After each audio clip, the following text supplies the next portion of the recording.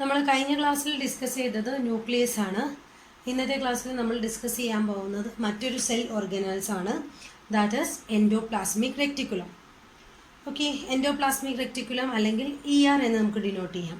Okay, endoplasmic reticulum it is A network of interconnecting membrane enclosing channels, interconnecting membrane enclosing channel or cisternae that are continuous from perinuclear envelope to outer plasma membrane. ഒരു interconnected network ആണ് endoplasmic reticulum എന്ന് പറയുന്നത്.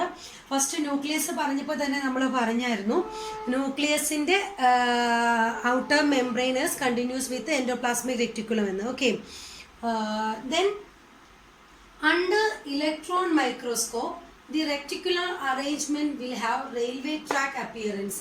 നമ്മളൊരു സെല്ലിനെ observe ചെയ്യുമ്പോൾ endoplasmic reticulum electron മൈക്രോസ്കോപ്പിലൂടെ view ചെയ്യുകയാണെങ്കിൽ just ഒരു റെയിൽവേ ട്രാക്കിൻ്റെ പോലെയുള്ള ഒരു അപ്പിയറൻസ് ആണ് നമുക്ക് കാണാൻ സാധിക്കുക. ഒരു ഇന്റർകണക്റ്റഡ് സ്ട്രക്ചർ ആയിരിക്കും. And next point is George Palade identified the endoplasmic reticulum. George Palade ആണ് എൻഡോപ്ലാസ്മിക് റെറ്റിക്കുലം ഐഡന്റിഫൈ ചെയ്തത്. അതേപോലെ തന്നെ അദ്ദേഹത്തിന് നോബൽ പ്രൈസും ഈ ഒരു ഡിസ്കവറിക്ക് കിട്ടിയിട്ടുണ്ട്. 1974 George Palade was awarded Nobel prize for the identification of the discovery of endoplasmic reticulum. Okay, next point, this will be very prominent in cells actively synthesizing proteins. Okay, protein സിന്തസൈസിങ്ങിൽ വളരെ important ആയിട്ടുള്ള ഒരു cell organelles ആണ്. For examples, that is immunoglobulin secreting plasma cells, glycoproteins and lipoproteins are synthesized in the endoplasmic reticulum. Okay, the next point is endoplasmic reticulum. The next point, detoxification of various drugs is an important function of endoplasmic reticulum.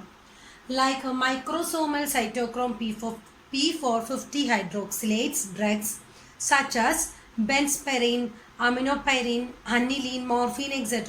ഒരു microsomal cytochrome കാറ്റഗറിയിൽ വരുന്ന ഈ ഒരു ടൈപ്പിലുള്ള ഡ്രഗ്സിൻ്റെ എല്ലാം detoxification function ഉണ്ട് ആർക്ക്?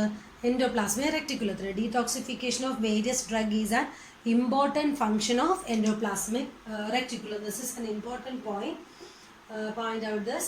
And this endoplasmic reticulum is again classified into two types, that is rough endoplasmic reticulum and smooth endoplasmic reticulum. The rough appearance is mainly due to ribosome attached to cytoplasmic side of the membrane where the protein being synthesized. Ribosomal attachment ഉള്ളത് കൊണ്ടാണ് ഇതൊരു rough endoplasmic റെറ്റിക്കുലമായിട്ട് consider ചെയ്യുന്നത്. Rough അപ്പിയറൻസിന് കാരണം ഇതാണ്. Okay, two classification, rough and smooth. Rough appearance is due to ribosome attached to the cytoplasmic side of the membrane where the protein being synthesized. These are the most important points of endoplasmic reticulum. അപ്പോൾ second സബ്സെല്ലുലാർ organelles ആയിട്ടുള്ള endoplasmic റെറ്റിക്കുലത്തിൻ്റെ important points ആണ് നോക്കിയിരിക്കുന്നത്. അപ്പോൾ അതിൻ്റെ structure മനസ്സിലാക്കി വെക്കുക.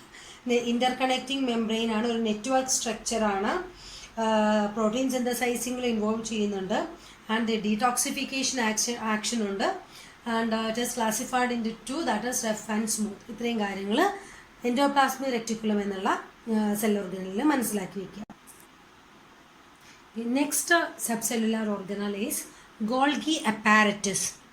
Golgi apparatus. Camillo Golgi described the structure in 1898.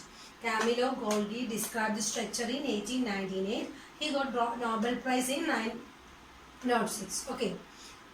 The Golgi organelle is a network of flat and smooth membrane and vesicles. It may be considered as converging area of endoplasmic reticulum. Endoplasmic റെക്ടിക്കുലത്തിൻ്റെ ഒരു converging area ആയിട്ടാണ് Golgi അപ്പാരറ്റസിനെ consider ചെയ്യുന്നത്. And the main function of Golgi apparatus is protein sorting, packaging and secretion. Main function എന്ന് പറയുന്നത് പ്രോട്ടീനെ sort ചെയ്യുക, package ചെയ്യുക, അതിനെ സെക്രിയേറ്റ് ചെയ്യുക എന്നുള്ളതാണ് ഗോൾഗി അപ്പാരറ്റസിൻ്റെ main. Okay, next point of Golgi apparatus is the finished product may have any one of the following destination. നമ്മൾ നേരത്തെ പറഞ്ഞു main functions of Golgi apparatus is protein sorting packaging and secretion. അതാണ് main function. ആ ഒരു finish ആയിട്ടുള്ള product may have the following destination. Finish ചെയ്യപ്പെട്ട പ്രൊഡക്റ്റിന് ഇതിൽ ഏതെങ്കിലും ഒരു ഡെസ്റ്റിനേഷൻ ആയിരിക്കും ഉണ്ടായിരിക്കുക. ഫസ്റ്റ് പോയിന്റ് ശ്രദ്ധിക്കാം. They may pass through plasma membrane to the surrounding medium. This form the continuous secretion. For example, secretion of immunoglobulin by plasma membrane. They may pass through plasma membrane to the surrounding medium. This form the continuous secretion. Example, secretion of immunoglobulin by plasma membrane. And the next point is they reach plasma membrane. ഒരു കണ്ടീഷനാണ് ഇത് പറഞ്ഞത്. Next they reach plasma membrane and form an integral part but not secreted. Second condition എന്ന് പറയുന്നത് plasma മെംബ്രെയിനിലെത്തി plasma മെംബ്രെയിൻ്റെ ഒരു integral പാർട്ടായിട്ട് മാറും, പക്ഷെ അവിടെ സെക്രീഷൻ നടക്കുന്നില്ല. നെക്സ്റ്റ് പോയിന്റ് എന്ന് പറയുന്നത് they are formed into the secretory vesicle. These product are stored for a long time. Secretory വെസിക്കിൾസിൽ ഫോം ചെയ്ത് അവിടെ സ്റ്റോർ ചെയ്യപ്പെടുന്നു ഫോർ എ ലോങ് ടൈമിലേക്ക്.